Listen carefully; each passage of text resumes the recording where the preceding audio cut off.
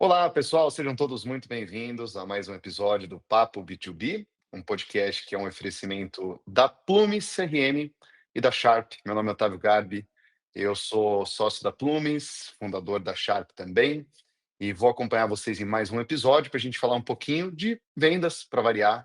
Trouxemos hoje mais uma convidada muito legal para falar de um assunto ah, que muita gente se atreve a falar, mas dificilmente tem uma profundidade boa sobre isso, e é um tema extremamente importante em áreas comerciais que estão querendo crescer, escalar sua operação, que é o treinamento de novos vendedores. Então, a gente convidou hoje a Luísa Polaro, que é founder e CEO da Lab Education. Queria agradecer, Luísa, pelo seu tempinho. Obviamente, vou abrir um espaço para você se apresentar para a turma aí, por favor. Muito legal. Bom, pessoal, muito prazer, muito bom estar aqui com vocês hoje para poder falar um pouquinho, de toda essa parte de treinamento e onboarding. Eu sou a Luísa Polaro, eu venho de uma jornada de mais de 15 anos de corporativo e depois de 15 anos trabalhando com áreas de vendas e operações, eu decidi que estava na hora de abrir o meu negócio, focado em ajudar as pessoas a crescerem dentro do corporativo. Eu acho que nessa jornada aí de mais de 15 anos eu tive a oportunidade de liderar muitos times e eu percebi que existia uma oportunidade, né, principalmente na camada de middle managers, de desenvolver as pessoas e de fazer as pessoas conseguirem alcançar o que elas entendem como sucesso. O sucesso é uma coisa muito particular de cada um, mas conseguirem se preparar melhor, principalmente para essa jornada do corporativo, que não é uma jornada fácil, né? É uma jornada muito legal, mas não é uma jornada simples. Então, abri a minha empresa, o Lab já vai fazer 3 anos. Hoje a gente tem várias frentes de negócios diferentes, mas focados aí em ajudar a desenvolver as pessoas dentro do corporativo. Muito bom, estamos bem acompanhados. Vamos lá, a gente separou algumas perguntinhas aqui. A ideia é ser um papo objetivo, conforme a nossa promessa aí no Papo B2B, menos enrolação e mais direto ao ponto. E, claro, por isso já vou embarcar uma perguntinha aqui que eu queria te trazer, Luísa, que é quando você pega um novo cliente ou faz um diagnóstico numa empresa para entender como está a questão do treinamento, o que geralmente você encontra ali que denuncia que aquela empresa, aquela área de vendas não tem um treinamento de novos vendedores bem estruturados. Quais são os sinais disso? Se eu puder contar um pouquinho. Claro. Eu acho que, a primeira coisa, e é muito doido, porque as pessoas acham que a primeira coisa que a gente olha é resultado, e a real é que não é, né. O resultado ele é uma consequência, o resultado ele é um fim, ele não é um meio, né. Então vou dar um exemplo simples, né, para eu correr uma maratona, eu tenho que treinar todos os dias para chegar até essa maratona. E isso vai funcionar também dentro do corporativo. Então, eu sempre vou olhar primeiro para o comportamento. Eu vou olhar para como o time está estruturado, qual que é o comportamento daquele time, o que que aquele time faz todos os dias, quais são os rituais, como as expectativas estão construídas e alinhadas, porque o resultado ele vai ser no final a consequência daquilo que foi construído. E ele acaba sendo muito lento para a gente ter qualquer diagnóstico, né? Então, quando eu vou diagnosticar, eu sempre vou olhar para o comportamento. E aí, quando eu falo de comportamento, estou falando de, vou dar um exemplo aqui, script de vendas. Cara, vendedor que não muda a abordagem, mesmo quando o cliente está mostrando que aquilo não está funcionando. Ele tem um script na cabeça, ele segue o script dele, independente do que está acontecendo do outro lado, e ele simplesmente vai fazer aquilo que ele está achando que está funcionando, mas a gente não vê o resultado vindo do cliente, a gente não vê o cliente satisfeito com aquilo que está acontecendo.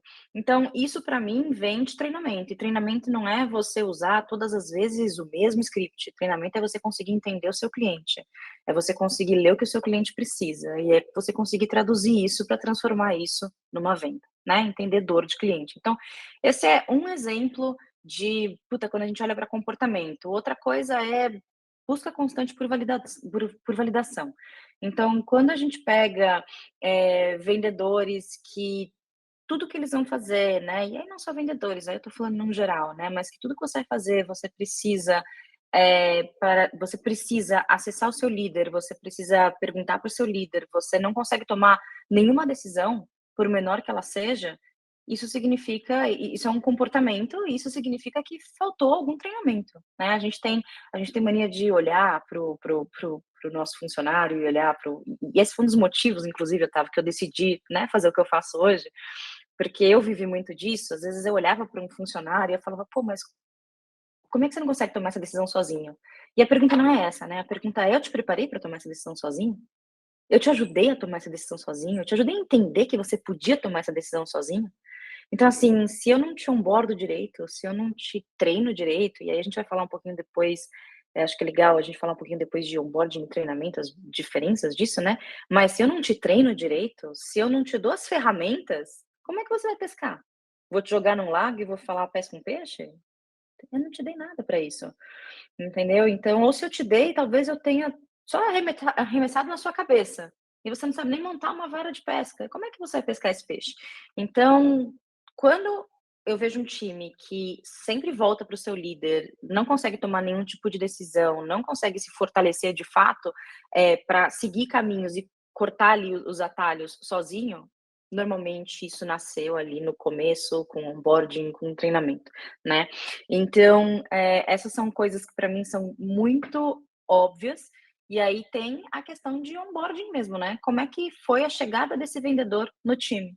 Então, quanto tempo essa pessoa está na sua casa e como é que foi essa chegada e o acompanhamento dessa chegada ao longo do tempo? E onboarding, ao contrário do que as pessoas acham, não é você colocar a pessoa lá, numa sala.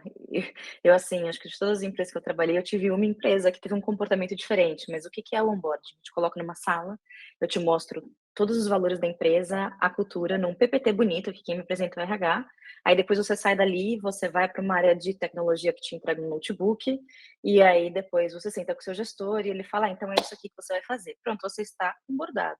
Gente, isso é tudo menos um onboarding. Então, assim, como é que foram os primeiros 90 dias dessa pessoa na sua empresa? Esses primeiros 90 dias, parece uma coisa simples, mas eles vão definir se uma pessoa tem sucesso ou não dentro do seu negócio. E eles precisam ser muito bem feitos e muito bem estruturados. Então, eu sempre digo para os profissionais que eu acompanho, para as empresas que me contratam para prestar esse tipo de serviço, né, que, cara, a gente precisa começar olhando para comportamento. Quando a gente olha para comportamento, a gente consegue entender se existe um problema ali estrutural de treinamento, de onboarding, ou se é uma coisa ali da pessoa de fato. Muito bom. É, você falando, eu estava lembrando um pouquinho de alguns casos com os quais eu já conversei, já tive que lidar. É raro o gestor ele ter esse senso de responsabilidade, de ser o responsável pelo comportamento do time e ele refletir sobre o quanto ele conseguiu mostrar as possibilidades e a proatividade possível, a independência que o time deveria ter, porque muitas vezes o gestor, na verdade, ele prefere terceirizar a culpa, falar, cara, eu contratei errado, dei azar, vamos demitir, aqui não fica gente ruim, vamos contratar outro, porque no meu time é assim. E raramente, eu diria, eu me arrisco a dizer que uma minoria dos casos a gente vê um gestor com esse tipo de senso de responsabilidade. E é muito legal você trazer esse ponto à tona do onboard também, porque aproveitando uma outra coisa que você falou, muito raramente eu vejo onboards bem estruturados comerciais. Eu acho que muito gestor, nossa, Luiz, eu vi tantas vezes o gestor se render à técnica do carrapato, e ele defende essa técnica como a técnica que ele usa para capacitar novos vendedores e funciona. Então, eu contratei alguém, cola no Zezinho, Zezinho, você que vende bem, você vai ficar com a Luísa 3 semanas, e ela vai sentar no seu cangote e você vai responder todas as perguntas para ela. Vou esperar um mês se a Luísa começar a vender ótimo, senão vou demitir. Você já viu isso acontecer? Toda vez, acho que quase todos os lugares que eu trabalhei dentro da área comercial era técnica do carrapato. É muito comum, né? E A aí a galera se responsabilidade é pensa. do Zezinho, né, a responsabilidade não é dele que é o gestor, é o Zezinho, e a culpa é do Zezinho também. "Pô, Zezinho, você não explicou direito, cara, mano, não entendeu", Uhum, uhum. né. Exato, exatamente. E você tocou no ponto que eu quero puxar uma pergunta desse ponto, que foi o seguinte: você deu um exemplo de um onboard mal estruturado,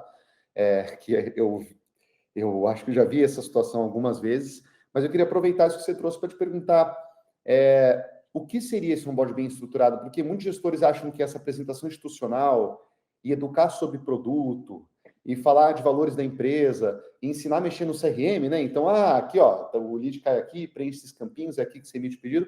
Pronto, eu capacitei o vendedor. Quais são os riscos? O que o gestor não está enxergando em termos de risco aí, Luísa? Tá, eu acho que tem algumas coisas que, são muito importantes. Eu inclusive tenho um livro para indicar que eu gosto muito, que chama Os Primeiros 90 Dias, do Michael Watkins, eu não sei se você já leu esse livro, mas ele é um livro muito legal, ele fala justamente desse processo dos primeiros 90 dias de uma pessoa numa empresa nova, né, e tudo que essa pessoa deveria ou não fazer. É um livro que eu indico para os meus mentorados, eu montei uma trilha em cima desse livro, né, então eu usei ele como base para montar essa trilha, porque eu acho esse processo sensacional e eu aprendi eu aprendi não, eu entendi o que era um onboarding bem estruturado na Amazon, quando eu trabalhei na Amazon. Então eu tive a oportunidade de ter um onboarding sensacional que mudou a minha relação na empresa e me fez crescer muito rápido, né. E para mim um onboarding bem estruturado, ele tem tudo aquilo que papel nenhum vai te contar. Então, assim, como é que é o cenário da nossa empresa? O que que a nossa empresa está fazendo? Para onde ela está indo? O que que ela quer? O que que ela não quer? Eu estou entrando numa empresa que cresce loucamente mês versus mês e que eu preciso entregar resultado muito rápido, ou eu estou entrando numa empresa que está estável e que a gente vai tomar decisões e as decisões elas são mais lentas. Eu cansei de ver gente já entrando, saindo de uma startup e entrando numa multinacional, por exemplo, e atropelando todo mundo porque quer entregar resultado rápido e, cara, você não tem fit com a gente. Mas o que é ter fit com vocês? Eu vim de outro mundo. Eu estava numa startup onde eu precisava fazer as coisas rápido. Ou a pessoa se frustrando muito porque entrou numa multinacional e para tomar uma decisão você precisa falar com 10 pessoas. E como é que eu não vi tudo isso antes de entrar? Então eu acho que o onboarding ele começa antes do onboarding, ele começa nas entrevistas, e aí eu acho que precisa, eu brinco que é, é um casamento, e esse casamento precisa ser bem feito, então precisa ter muita sinceridade da empresa, e muita sinceridade do candidato, né? Eu estava com 2 vagas abertas para o meu time comercial, eu fiquei 6 meses para preencher 2 vagas. Meu Deus, mas o negócio. Mas qual que é o custo de preencher errado? Qual que é o custo de trazer uma pessoa que não vai ter fit com o meu negócio?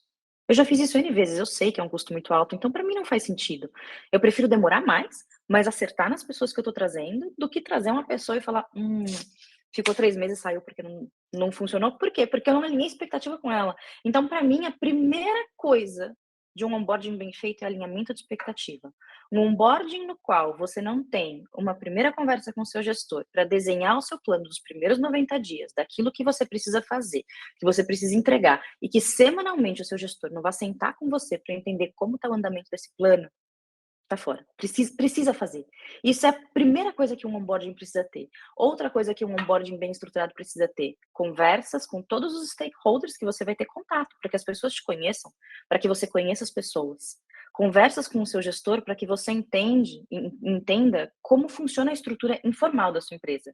A estrutura formal da sua empresa, você entra lá na página bonitinha e tem lá o organograma. Aquilo é a estrutura formal. E o que ninguém conta? E as pessoas que realmente são influentes? E as pessoas que realmente tomam decisão do negócio? E as pessoas que influenciam quem toma a decisão do negócio? Então, assim, um bom mapeamento de stakeholders para você entender quantas vezes você não viu, Otávio, alguém entrar na empresa e pisar no calo daquela pessoa que botou um X nas costas dela e, putz, acabou. Morreu ali. Você nem entrou. Você morreu na largada porque você queimou a largada. Porque você falou um negócio numa reunião e uma pessoa que é extremamente importante, que é um dos seus principais stakeholders, olhou e falou assim: "O que que esse cara tá fazendo aqui?". "Ah, mas é pouco tempo".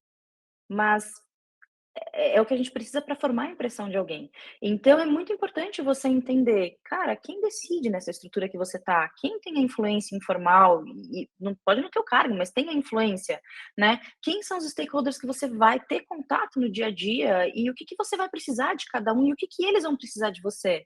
Como você realmente ajuda a empresa e causa impacto para o negócio? Isso é outra coisa que eu gosto muito de falar. As pessoas entram e elas falam: "Ah, eu preciso entregar resultado". Não, amigo, você precisa causar impacto. Entregar resultado é uma coisa, causar impacto é outra. Então, assim, como é que você causa impacto de fato para o negócio? E você só vai descobrir isso conversando com as pessoas, conhecendo as pessoas e tendo o seu gestor como a principal pessoa. Não vai ser o carrapato que vai te ajudar, não é o vendedor que você está colado. Porque às vezes o vendedor que você está colado, ele já tem N anos de casa e ele já faz as coisas de um jeito e ele não conhece essa dinâmica. E essa dinâmica não vem escrita no papel, essa dinâmica é papel do seu gestor que está te trazendo para a empresa te explicar como funciona. Então é muito importante para mim, principalmente esses pontos. Você precisa entender o que é a empresa e quais são os objetivos da empresa, e o seu gestor tem a obrigação de te ensinar isso. Você precisa entender e alinhar muito claramente as expectativas que a empresa tem em você e que você tem com a empresa. Então é bilateral, né? Não é uma coisa unilateral, precisa ser construído junto. E aí precisa ser construído junto porque toda moeda tem 2 lados, né. O outro lado é: "Ah, mas o meu gestor fez isso daqui, entregou na minha mão e falou: 'Agora você faz', e eu não sei fazer". Então, assim, quando é colaborativo, todo mundo está de acordo. Eu fiz com você, você fez comigo, eu não posso chegar daqui um mês e falar: "Ah, mais", não tem mais, a gente fez junto. A gente se comprometeu com esse plano junto, né.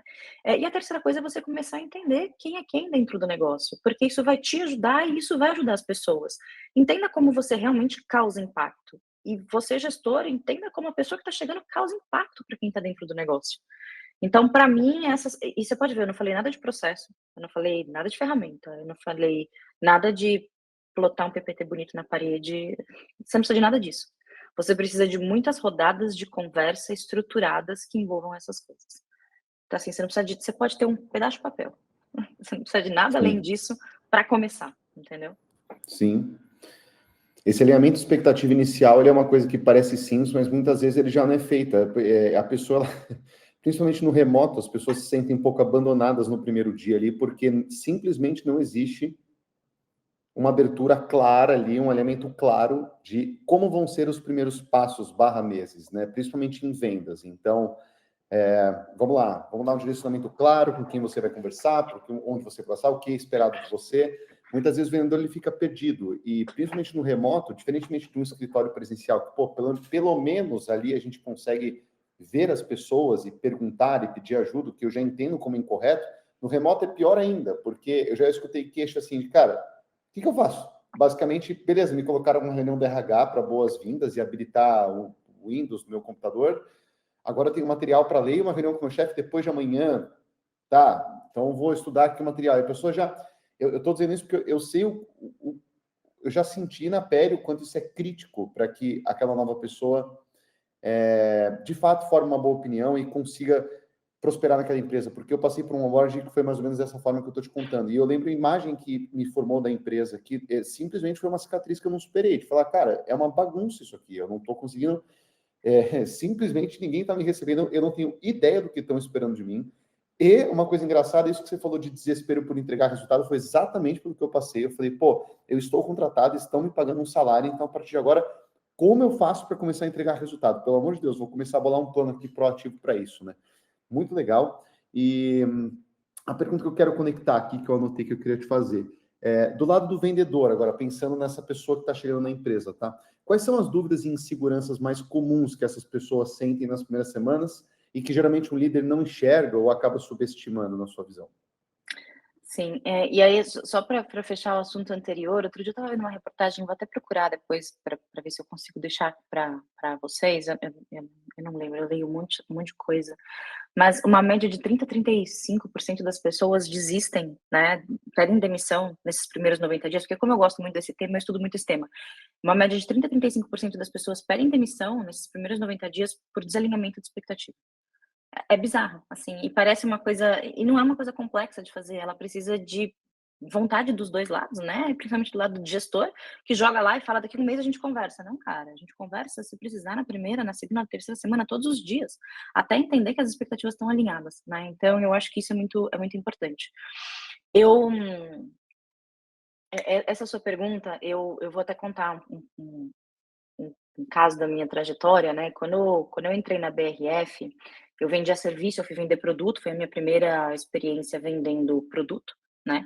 Então, assim, eu já vendia bem, eu já entregava resultado, mas nunca tinha vendido produto, então era uma coisa muito nova para mim. E as pessoas elas foram bem fechadas, assim, na minha chegada, né, não foi eu entrei por um programa específico, então as pessoas não eram super receptivas.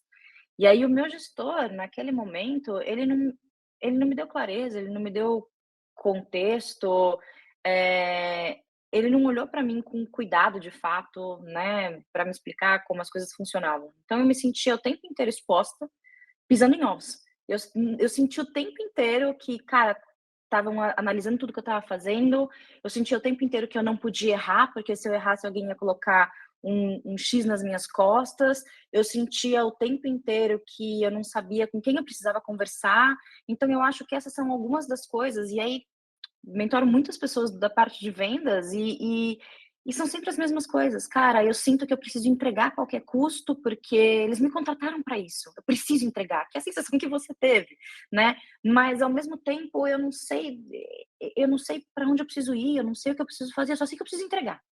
Eu não sei nem como eu preciso entregar, mas eu preciso entregar. Eu só preciso entregar, né? E eu acho que na área de vendas, eu gosto muito do universo de vendas, porque existem algumas coisas que outro dia a gente estava numa roda com alguns mentorados e me perguntaram qual que eu acho que é a área mais difícil de trabalhar. Falei, cara, não existe área mais fácil, área mais difícil. Existe a composição da área. E a área de vendas, eu trabalhei em outras áreas, mas a área de vendas ela tem uma pressão muito particular da área de vendas. Afinal, ela é a área geradora de receita, ponto, né? Você é gerador de receita. Se você é gerador de receita, você tem bônus, mas você tem ônus. Muitos. Então, assim, a pressão que existe é grande. Então, qual que é o primeiro sentimento de qualquer vendedor? Meu Deus, se eu não bater meta no primeiro mês, eu vou ser demitido.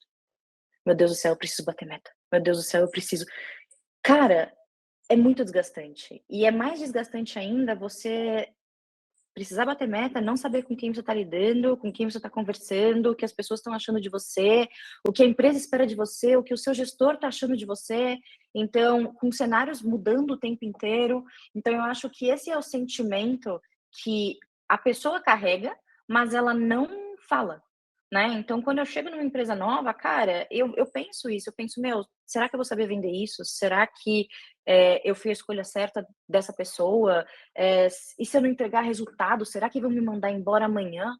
Será que eles vão perceber que eu não sei tudo? E, gente, óbvio que você não sabe tudo, você acabou de entrar, existe um processo de rampagem. É natural. É claro que você não tem um ano para rampar, as coisas não funcionam assim. Mas, assim, existe um processo e a gente fica num estado emocional tão forte que a gente se atropela, né? E o líder não percebe. E ele não percebe porque ele não pergunta.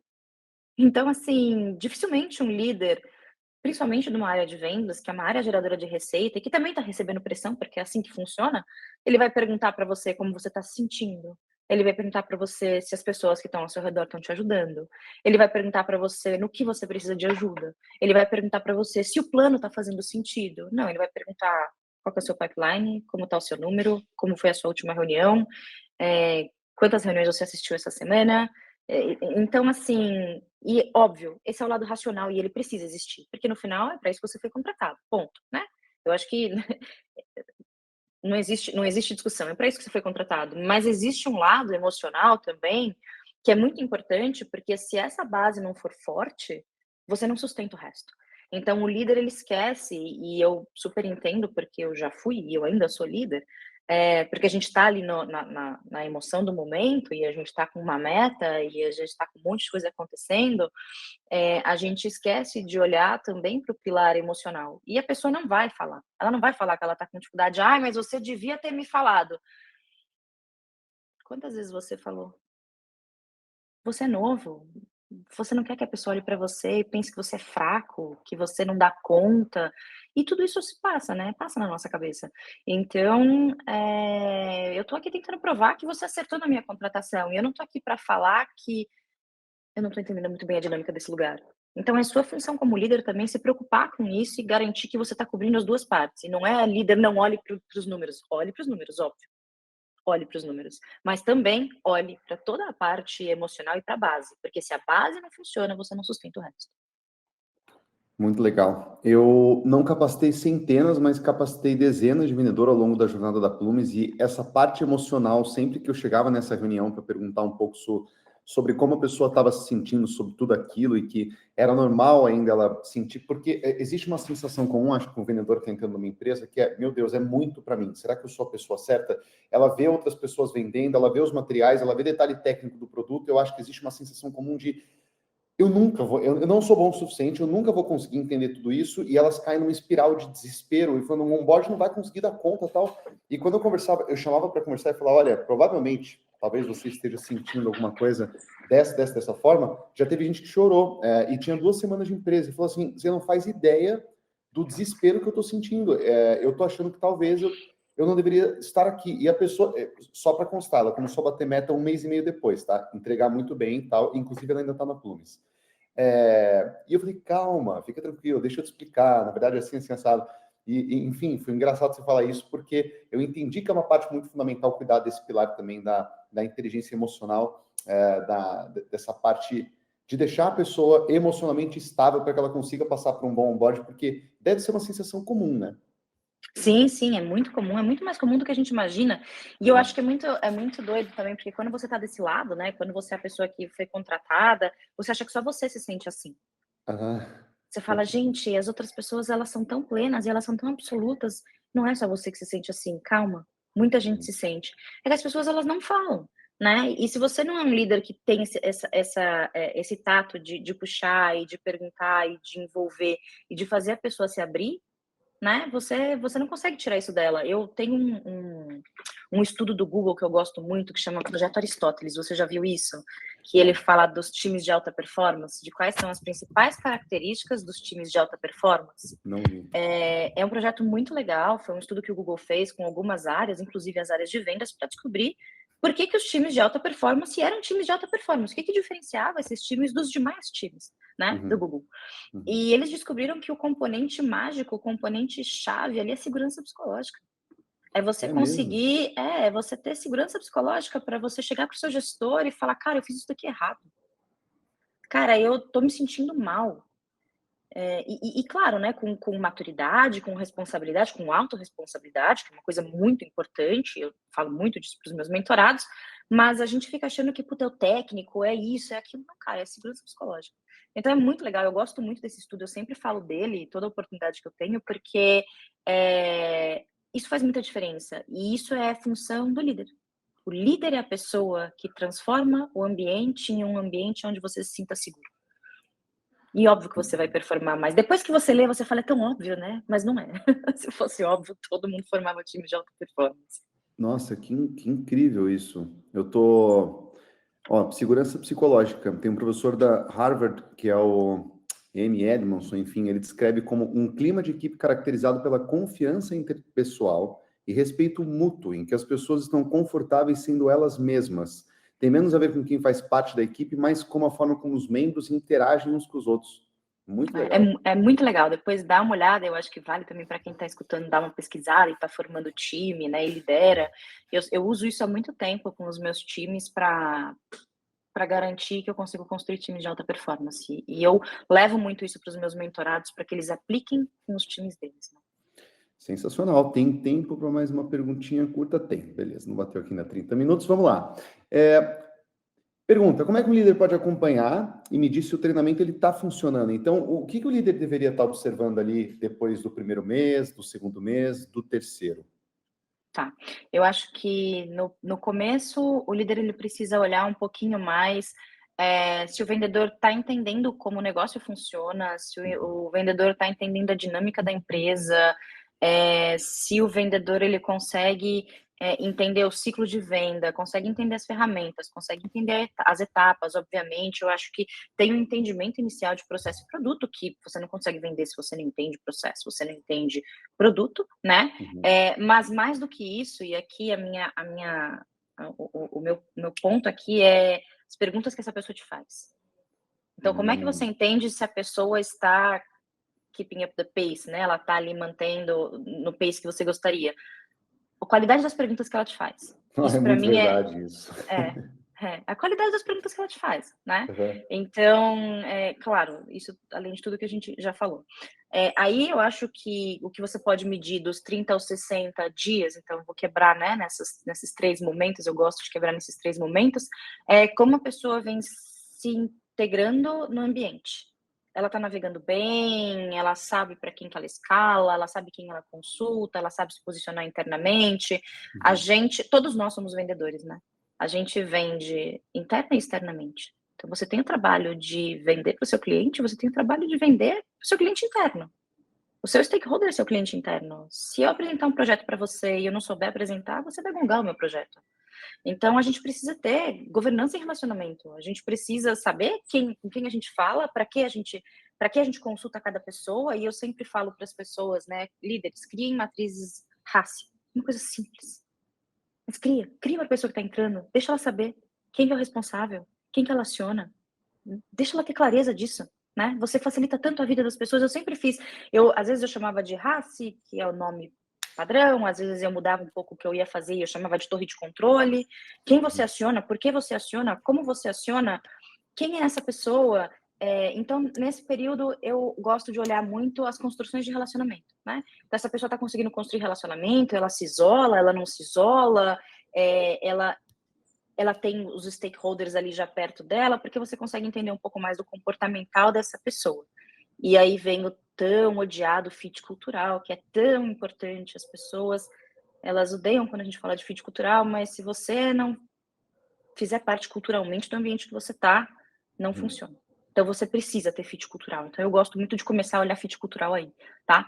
E aí de 60 a 90 dias ela precisa já estar te entregando resultado. Ela não vai estar te entregando resultados, talvez, depende muito da pessoa, né? Depende muito da empresa, do produto, do ciclo de vendas daquele produto, mas ela precisa começar a entregar resultado e aí que você começa a olhar mais fidedignamente números. Então, esse é o momento que eu pararia para olhar com um pouco mais de carinho para os números. Muito bom. Adorei a parte da qualidade das perguntas. Eu achei que era uma coisa minha, porque eu forçava momentos em que as pessoas tinham abertura com excesso de tempo para me trazer perguntas sobre o aprendizado e os primeiros dias, primeiras semanas delas. E uma coisa que você falou, eu via muito na prática, que era, algumas pessoas traziam perguntas que eu falava, uau, nossa, você conectou 2 pontos que, assim, eu não tinha ideia que você estava com essa interpretação do negócio já. Como é que você chegou nesse nível de profundidade? Vou te explicar. E outras pessoas que faziam uma pergunta, eu não conseguia nem entender a pergunta, porque aquela pergunta, ela falhava na interpretação de conceitos e premissas muito básicas. E eu falava, peraí, eu preciso separar as coisas aqui, eu preciso de uma atenção especial, uma revisão. Então, muito legal. Eu não sabia que isso era um método conhecido. Para mim, isso era uma estratégia minha, mas bom saber que é uma coisa comum.